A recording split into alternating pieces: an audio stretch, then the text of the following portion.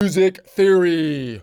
Why an absolute unchanging numbering system for the modes is objectively better than a relative changing scale degree based numbering system, the primary system in use for most people at this time.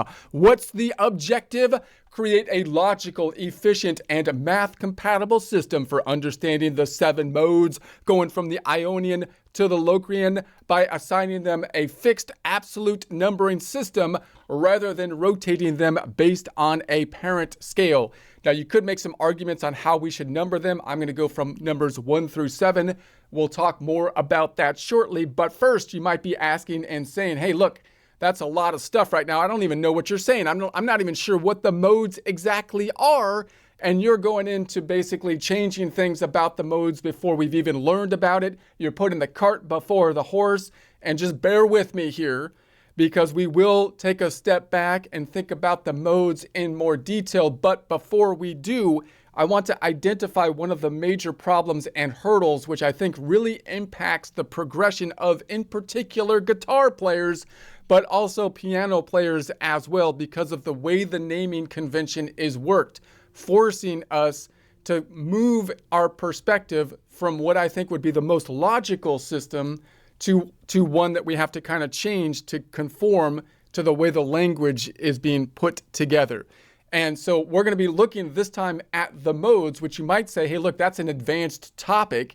I want to learn the major scale, the minor scale, how to put basic, normal, and simple chords together. I'll look at modes when I get into like an advanced course or something like that. But that's the problem, you see? That's exactly what I'm talking about, because from the guitar standpoint, the modal viewpoint is actually easier. Now, I know you're just some blues, jazz, wonky guy over there that thinks that you're trying to do something different. It's like, no, I'm seriously, this is easier to do. That's going to be that's the thing I want to point out. To learn in a modal system is going to be actually easier than not learning in a modal system, even if you want to be playing just normal music that's mainly in the major scale and the minor scale. So I want to identify the problem and then take a step back, learn the system in a way which I think would be most natural, opening up the fretboard as well as the keyboard as naturally as possible, and then gradually move that into the numbering, the naming conventions, which are the thing that drive us away from that natural form of learning because of the way the scale degrees are formatted and numbered and the way the chords are formatted and numbered. All right, so that's going to be our objective. Now, if we just look at this is our fretboard. I'm imagining we have the low or heavy string on top. We talked about before, what would be the best way to memorize the fretboard? I want to open up the fretboard. That's what I want to do as a player. That's what most guitarists want to do these days. I want to learn the open position chords, great, but I also want to be able to maneuver up and down the neck. So what do people normally do? Well, you could, 3 ways to learn the fretboard, learn all of the notes on the fretboard, or maybe just all of the notes in a particular scale, like C major and the related modes in a diatonic position. That's what we have laid out here. Everything that's in it is in the key of C and related modes. Everything that is blank is outside of it. So you could just learn that shape and be able to play not only C major, but A minor, D Dorian, all of the modes related to that scale. That's one option. Another option is that you can learn the relative positions to say the key of C major. And the positions, there's 7 notes, so you could say 1 through 7. That, however, you could see is clearly a problem, because if I don't want to play in C major, I want to play all these same notes, but I want to be playing in the minor key, then I have to switch the numbering system. So if I wanted to play in A, then normally it would, from the perspective of C, now this would be the 6th scale degree, right? But from scales, I would then have to make it the 1. So you see what that's a problem, because now even when I'm in the same key, I have to learn different numbering systems. That's the problem that we're having an issue with. Now, what would be the best way to learn this? What is the way that lines up with all the modern kind of things that you're probably hearing about, including the caged system, right? What is the cage system based on? It's based on open positions over here that are then being utilized to move those shapes up, learning the entire fretboard based on the shapes, because everything is maneuverable on the fretboard. Similar, there's still maneuverability on a piano, by the way, but we see that on the fretboard. You can break the neck of the guitar into 5 positions that happen to line up to the caged shapes, the bar chords, and you can learn each shape in position. And then you can label those 5 positions in one way or another. So that is a very natural, more natural way to learn the guitar. But we get pulled out of that natural way of learning it because although learning all of these notes and learning them by shape allows us to move up and down the fretboard, when I start to build chords, it forces me into a scale degree system. So if I want to build a chord off of this D, I then am forced to say, well, that's the 1, because I have to build a 1, 3, 5 when I think about scale degrees or chord constructions. Or from a caged system, you'd say, no, I'm just going to build a bar chord based off of that. So you can see what's happening on the cage system. It's more intuitive. It's just looking at shapes. But it becomes a problem when you communicate those shapes, because the language we have to communicate the shapes is based not on a fixed shape. It's based on the scale degrees. That's where the disconnect is happening. What I'd like to say is, no, I'm not going to rename this to 1. I'm just going to build off of what I'm going to call the Dorian chord, which is a minor chord, but I'm going to build off the Dorian. I want to keep the node the same as the second. I want to call it the second node. It doesn't change. I'm not going to change it to the first. I'm just going to keep calling it the second node. What does that do? It allows me to keep the same shape, having the same naming convention, and allows me to move the shape up from the key of C and its diatonic related scales to the key of C sharp, to D, to whatever. It moves up. That's the way you want to learn it.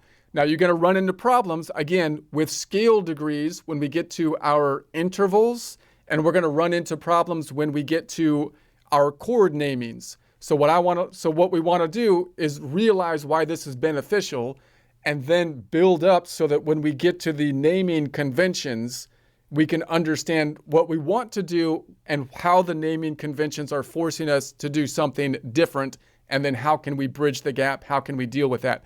So for example, like if I was looking at the distance between these two, we might call that a distance of an interval, right? But the interval is going to force me to make this the 1. And I don't want to make it the 1. I want to see it as the node of the Dorian node. If I compare these two, I could call it like a nodal range. I could say, well, I'm just going from Dorian to this one is Mixolydian, which I'm labeling with an X. Or I could call it a modal range of DX, or a modal range of going from absolute mode number 2 to 5. It's a modal range of a 2-5. If I can see that range has a 5-note distance between these strings, from a scale decree, I'm going to want to call it a perfect fifth, right? But I would rather call it like a range or by the distance from that node, because that doesn't force me to call this the 1. Why is that useful? Because if I go over here, there's the same distance between these two, but it's different from the standpoint of my total shape. I don't want to say that the distance between these two, if I think of that as the 1, is a 5-note away perfect fourth. I think I call that a perfect fifth. It's a 5-note away perfect fourth, right? If I went to these two, I don't want to say that's a 5-note away perfect fourth. I'd like to say something more specific. It has a modal range going from the PA modal range or something, right? It's going from the Phrygian to the Aeolian, or a modal range of a 3/6 modal range. Again, why is that more specific? Because this fits into my overarching shape. Otherwise, I'm going to think of this as the 1, and I feel like I'm shifting my entire shape up, as though I'm adjusting the entire shape. It's not adjusting the entire shape. This point is not changing within the overarching shape. I want to keep the point name the same, and then I want to look at the relationships between the different points within that overarching shape. You see, all of that is maneuverable, And all of that limits the renaming and the renumbering, the rememorization. Now, I know that sounds a little wonky right here. I'm going to show you it step by step and why I think that's a logical thing to do. And we will learn the normal interval naming conventions, but I want to learn them in conjunction with this idea of the modal conventions and try to bridge the gap of being able to communicate as well as see visually. All right. Okay. So problem with the current system. In traditional theory, the 7 modes, Ionian, Dorian, etc., are defined in relation to the major scale. So basically what we say is we try to say we make the major scale. We'll talk about that later with the formula that we use a priori. We just kind of accept it. So we're going to go ahead and do that. We're going to accept that that's the formula. But what happened in reality is they basically used the 7 keys in the major scale before they actually applied the formula, right? That's why you ended up with these sharps and flats that basically ended up happening. So what ends up happening is we kind of end up thinking that the major scale, and not only the major scale, but the C major scale is somehow super special. Like that's the thing, that's the god of scales that has thus everything else, the word of the C major scale was spoken and everything else was created. It's like, no, that's a false idol. That's not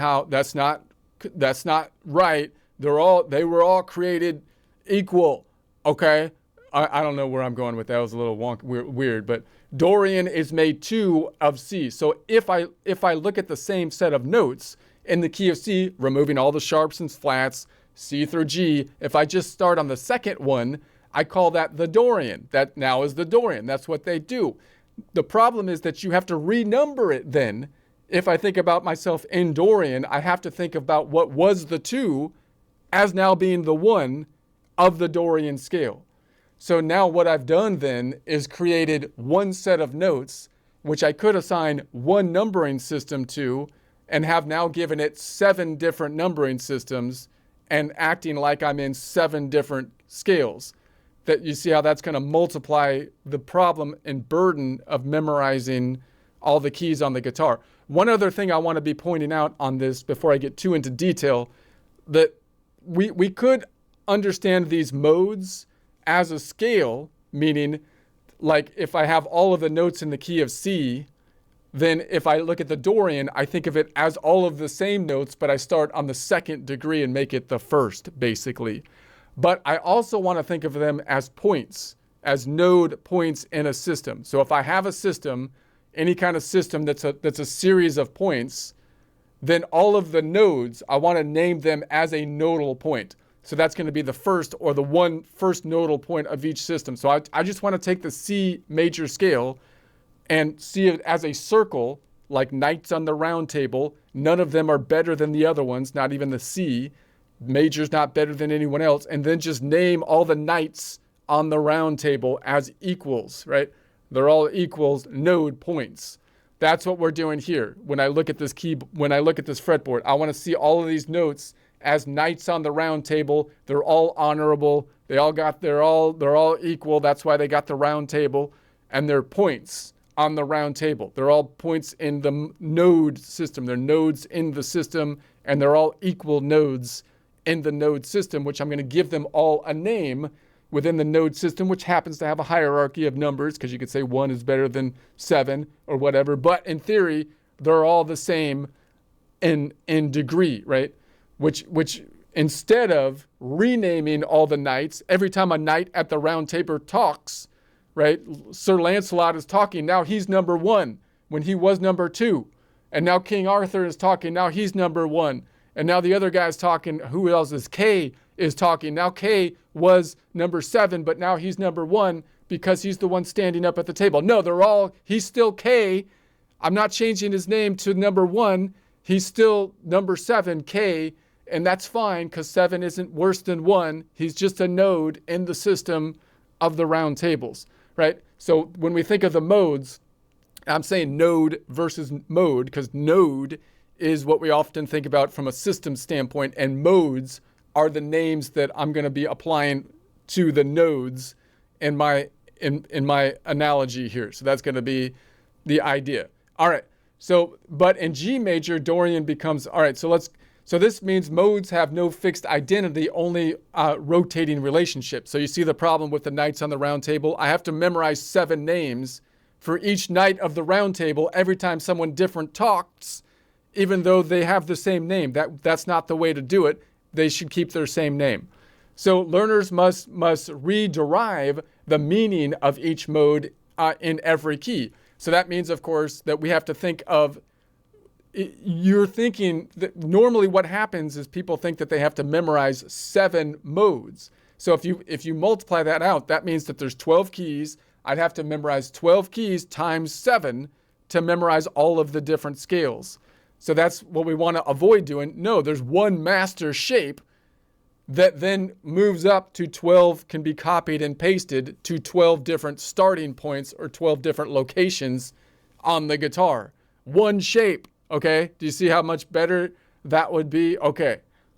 Now, again, I just want to point out that whenever someone points something like this out, what people will start to do is say, well, he's a wonky, like, must be a wonky jazzy blues guy or something that's doing something like weird. He's doing some weird out of the box. He's probably on drugs or something like that. It's like, no, like, because the easy way would be just to do the major and minor scale and then just ignore modes altogether. It's not even a thing I want to even deal with. That's like wonky stuff for music majors and masters or something. It's like, that's wrong, okay?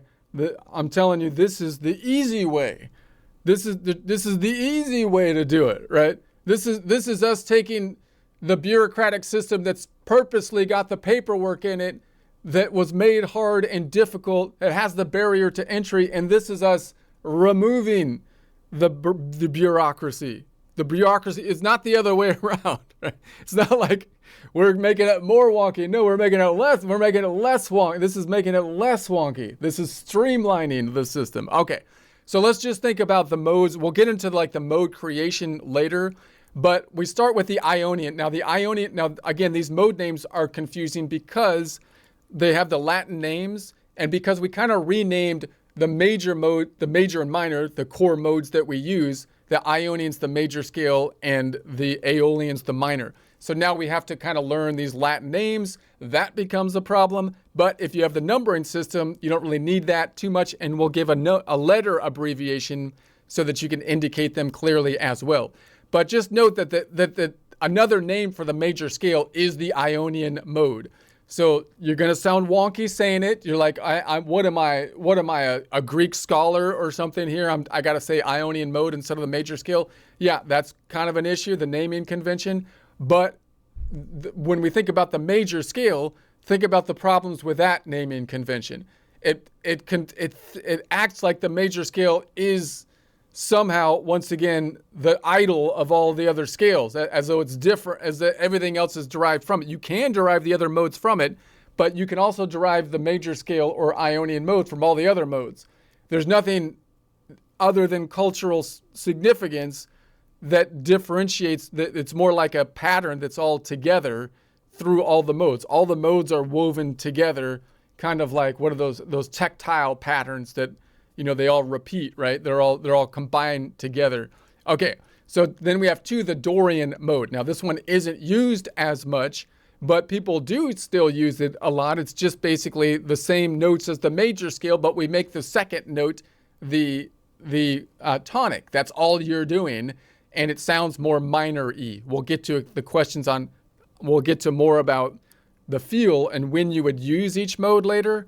But basically, it's got more of a minor mode because it has a minor third. We'll talk about that later. And then you've got the Phrygian, which people don't use as much because it's a little more tensiony sounding. It's got a flat second in it, but it's another minor mode. And then we go back to the major modes, noting that if you memorize how this normally works, people usually learn the major scale, and then they learn how to build a chord, and the 1, 4, 5 happen to be major chords. Why are they major chords? It's because they're major modes, and those modes are major modes because they happen to have a third in it, which is a major third versus a minor third. So we'll learn that more later. But notice that when you go from the 1, 4, 5 of a song, you don't really, again, people say it's easier to say it's going to be, I'm going from a major chord to a major 4 to a major 5. But again, that's not exactly what you're doing. Usually, you'd be playing the same notes, but you want to be thinking of it. I'm going from the 1 to the 4 to the 5 chord. They're different chords that happen to have the same 3 first notes of chord construction. So you're really going from the 1 to the 4 to the 5 in an absolute mode standpoint, or Ionian to Lydian to Mixolydian. Why is that important? Because if you're on the fretboard and you're going to the 1, 4, 5, you don't want to think that you're going to a different position and building a whole new scale every time you go to a different chord in the same song, when the whole song is in the same master shape, the same diatonic shape. It's all the same. Okay, so what we want to do is say, no, they're not. It's not the 1, 4, 5 aren't all major chords. That's harder to think about, not easier. That's actually causing a roadblock in the future. It's making you think that you're shifting the shape up as you're playing in the same diatonic key, and you're not shifting the shape up. You're playing in a different part of the shape. And then you've got 6, which is the Aeolian. That's the main minor. So normally we think of playing in either major scale, which is the Ionian mode, or the Aeolian, which is the minor scale. But really they're related, obviously, and I would think of it as absolute mode 1 and absolute mode 6. And then we have the Locrian, which is the weird one because it has a flat fifth. It's the only one that has a flat fifth in it. So we'll talk more about that later. Now, I'm proposing, of course, to number the modes as just 1 through 7. Just 1 through 7. Now, you could argue, if you're a computer programmer, you might say, no, I should be 0 through 7. I'm not going to say 0 through 7 because I don't see like a problem from going from 1 to 7 as I've mapped everything out, number 1. And number 2, I want my numbering system to match out to the major scale relative scale degrees, because that's what everybody knows already. So in other words, most people are going to learn the relative scale degrees of 1 through 7 for a major scale, and they're going to remember that the 1, 4, 5 is all of the major chords are created from. So that will easily map on to this numbering system where I can then memorize that the 1, 4, 5 modes are the major modes. So, and then if I don't change the numbering system, that's all you have to learn. So if I'm playing something in Dorian, I'm just going to look for my shape, and I'm going to look for the 2 node, the absolute node number 2, and play the shape from the 2 node. Now again, why doesn't anybody do this? That's so obvious. Obviously, that's the easiest thing to do. Why? Because the naming conventions of our intervals and our chords are based on scale degrees. So people are learning with shapes, which is correct. That's actually modal-based learning. But then when they're forced to name what they're doing and communicate, the only naming convention available forces us out of shape-based, modal-based thinking to relative scale degree thinking. That's the problem. That's what we need to bridge. That's what I'm talking about. Okay, so these mode numbers are fixed and universal, never change no matter what pitch you're in. That's what we're looking for. Just like we number 12 chromatic notes, 1 through 12, we number 7 diatonic modes. So my proposal here is when I go to Dorian, I don't make that number 1. If Knight K is talking on the round table, I don't suddenly call K like he's Lancelot or he's now King Arthur. K's King Arthur now because he stood up and is talking. No, he's still K. He's just equal to King Arthur, even though he's got a different name. That's what we want to do here. I want the naming, the numbers not to change, because that changes what I have to memorize on the fretboard. Well, what about the naming conventions of chords and scales? We'll get there. Okay, but just trust me. Bear with me right now. Why this is better. Clearly and identity. So Dorian is always the Dorian that way. We don't have to renumber it. No mental recalculation based on the parent key. It stops us from thinking that we have to memorize on the fretboard 12 times 7 scales just for the basic scales, and then every time they make a tweak to the scale, they pretend they're doing a completely different scale. It's like, no, you just added a half step to a normal diatonic scale. Stop pretending you made something totally, it's just this, I mean, you're making it hard. So modular thinking. So want to transpose Lydian phrase, just keep mode 4 and move the root. So again, all we have to do from a fretboard standpoint is say, I'm just going to make a new root. Now, there's a couple different ways that we can create the shape, derive the shape that we'll talk about. One is that you can just memorize the shape on the fretboard, and that would be like using a chord-based system, a caged system, memorizing the 5 shapes on the fretboard and so on. Another is that you can derive it by formula, which is what we typically do in music theory, and they do the same thing to the formula that they do with the scales, acting like we pretend like there's 7 different formulas to get to all the modes. But no, it's the same formula. You're just starting from different points. So that's the easier way to visualize it. You're starting from different points in the formula. So we'll get there. And then the next way to do it is by interval, meaning what's the distance if I look at a root note and I derive the distance of every other note from that root note. So we'll talk about that more in future presentations. Those become important because that's how you build your chords. That's how you think of your relationship between notes. But the naming conventions for those, that's the problematic thing. That's the thing we have to mull over and say, okay, how can we think about this a little bit better so I can communicate but still see pictorially, visually, shape-wise, modal-based. Math compatible, works seamlessly with spreadsheets. So once again, this works with spreadsheets and stuff, but don't let that fool you that I'm trying to tell you I'm doing this because I'm an accountant or something. It's like, no, look, it's easier to memorize the shape. And the fact that you can map it out more simply in Excel or some other database program is telling you that when you put it into Excel, you're actually making it easier on Excel. You're supposed to put things in Excel because there's a difficult calculation that you're trying to get Excel to do. But no, what you're actually doing is saying, hey, Excel, I would like you to look at it the easy way so that you can give me the answer to something while I'm over here thinking about it the more difficult way, right?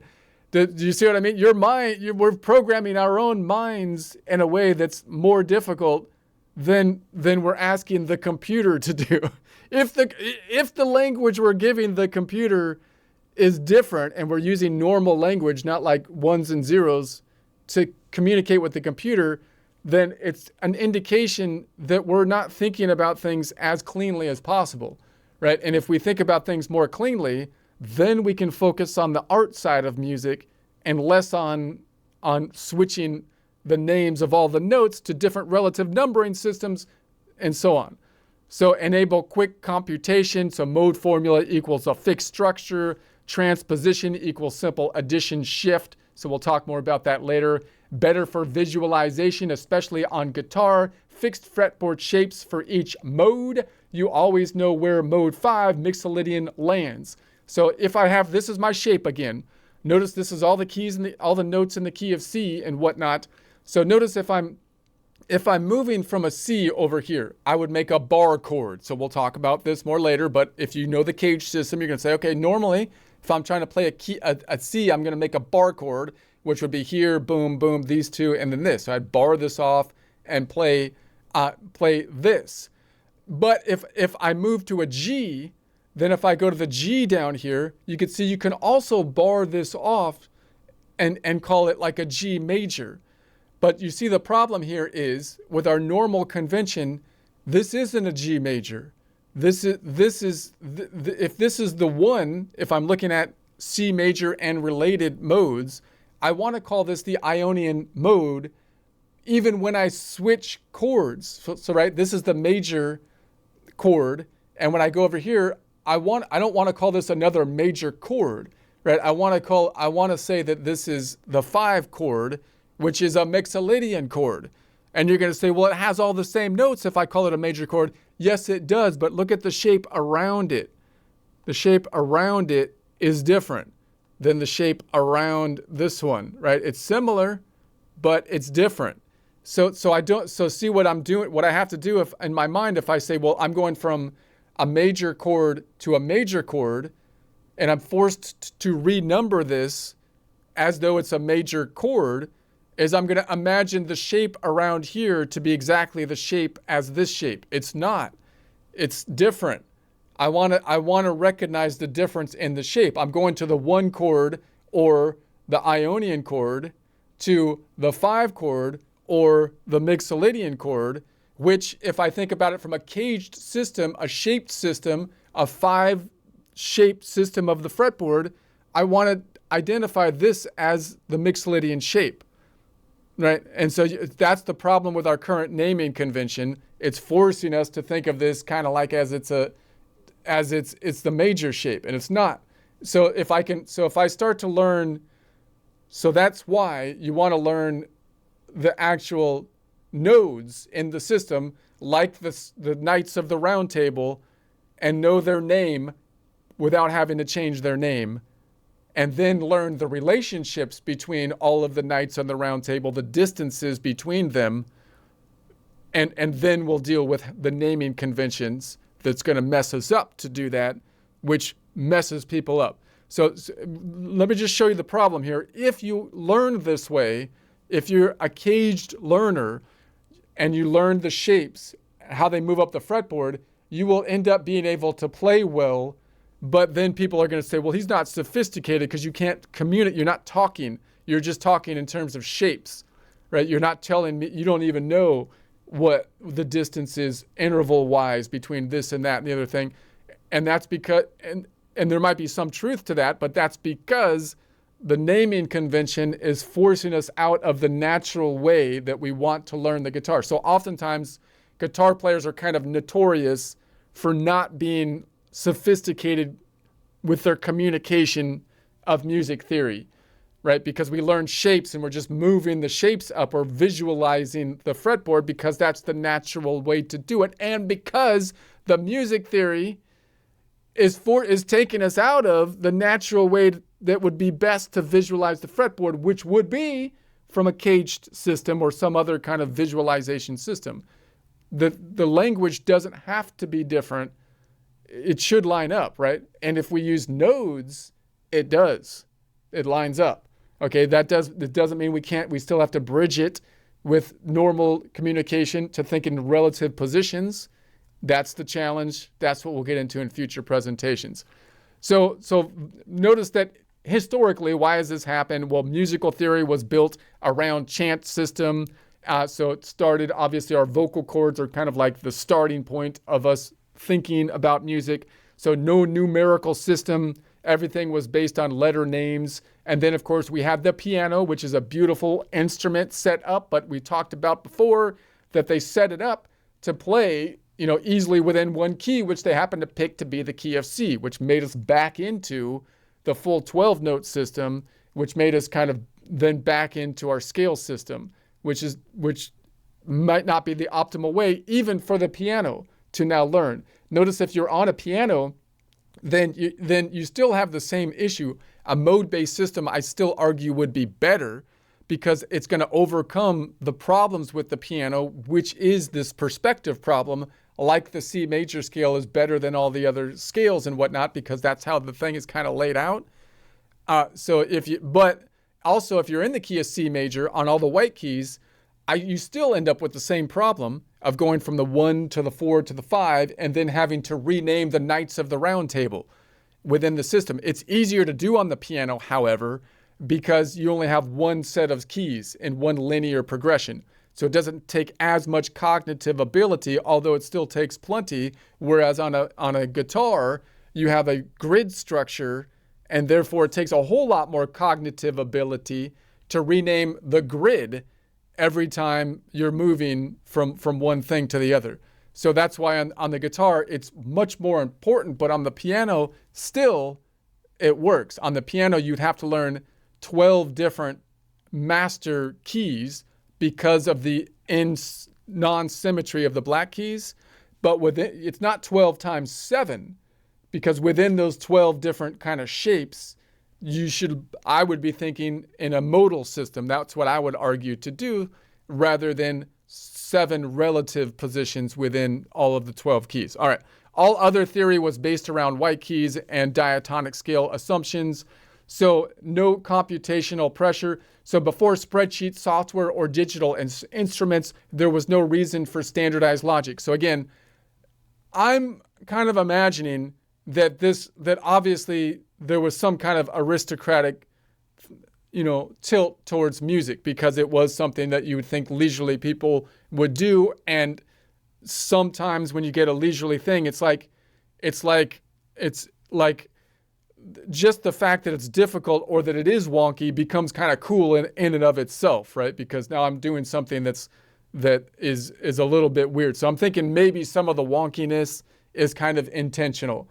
To me, as an American, that's the kind of thing that bothers, that the having intentional wonkiness when you could make it easier kind of drives me crazy. Like, it's just like, why, like if you can make it easier, I feel like you should make it anyway. So a quick summary: the old way of thinking, rotating mode positions, relative scale positions, renaming all the knights on the round table. What I want to do instead is have a fixed mode numerical system. All the knights on the round table are equal. They all keep the same name, and I memorize all of their names and the relationship between all of them, and I can describe them then by their relationships. And that's going to be when we get into chord constructions and the intervals. Letters A through G, so we did the same things with the letters. I'm not going to give everybody 2 names and whatnot. They all have 1 name, and I would like that name to be a number. They're all even, and then I can count with them and look at distances with simple math. Memorize scale shapes per key. Reuse mode shapes with fixed numbers. So I'm going to look at the same diatonic key. There's only 12 of them. They all have the same shape on the guitar. There's 1 master shape for all modes. That's all I need to memorize. That's obviously the easiest thing to do. I'm not a wonky jazz guy over here or something. This is the simple. Modes are the simple thing. So contextual interval analysis, absolute interval and mode framework. So written theory for paper versus the visual theory for fretboard. Now, again, this is a thing that some people will argue if you do this, if you learn by shape, again, you're not sophisticated because you won't be able to write it down in the traditional system. I do want to bridge the gap so that we can write it down, but I also want to be able to bridge the gap to communicate shape-wise. I want to be able to learn the Cage system and be able to communicate well without having this blockage where we're like, oh, now I've changed my language to think in a way that I don't want to visualize the guitar. I want to bridge the gap to communicate in the modal and like a shape-based system and be able to see how that ties into a scale-based system. I think we'll be able to do both of those things. We'll be able to lead into why it's natural to learn this way, and then that will naturally give us the answer of the scale-based system so that we not only know how to communicate it, but we know how we derived it. We know how to go back from one to the other, which gives us a better understanding just in general. So instead of saying this is a D Dorian scale, the second mode of C, you can now say this is mode 2. So in other words, if you're communicating with someone else and you're like, okay, now what I want to do is be playing in the Dorian. So what do you have to do? If I tell someone it's in Dorian, they're like, oh man, all I really know is the major and minor or something like that shape. So what's the natural thing to do is to say, well, look, we're playing in the key of C, but we're making the 2, the Dorian, which happens to be a D note, the tonic. We're going to play around the 2. That's just, again, the natural thing to do. So in other words, if you're on the fretboard and you're looking at C major and related modes, I could say, look, now we're going to play in the D Dorian. So if you say, okay, I'll play it, but I don't know Dorian. I only know major and minor. Okay, we're in C major, but we're going to play around the 2, meaning absolute mode number 2 is what I would call it, which is the Dorian. So then that's the easy way to communicate it. Why don't we normally do that? People do normally do that, but when they start to think about I'm going to play the 1-4-5 in Dorian. You see what that forced me to do? That forced me to think about this not as mode number 2. It forced me to renumber it to number 1, the Knights on the Round Table. And now it's difficult for me to talk about the relative positions of the 1-4-5 and which chord I'm playing. That's the problem that comes in that we'll have to deal with. Conclusion. So fixed mode numbering system 1 through 7 gives modal thinking and identity, not just relativity. So I want to point out then also the modes are removing the bureaucracy. That makes it easier. The modes are actually the thing that makes it easier, not more difficult. A numbering system that's fixed based on just the major mode is the natural, easy thing to do. And that's what we'll do. The Latin names are what we have to deal with. That's fine. So numbering notes 1 through 12 support calculation, visualization, and transposition. Together, they form a mathematical musical theory system ready for digital age, one that works on paper, fretboard, and spreadsheet alike. So again, I'm not just saying that just because it works on spreadsheets and whatnot. It's actually the easy thing to do, which clearly is made clear now by the technology allowing more people to see it and map it out in different ways. And that's going to lead us to seeing clearly that we could map everything out in more of a streamlined way.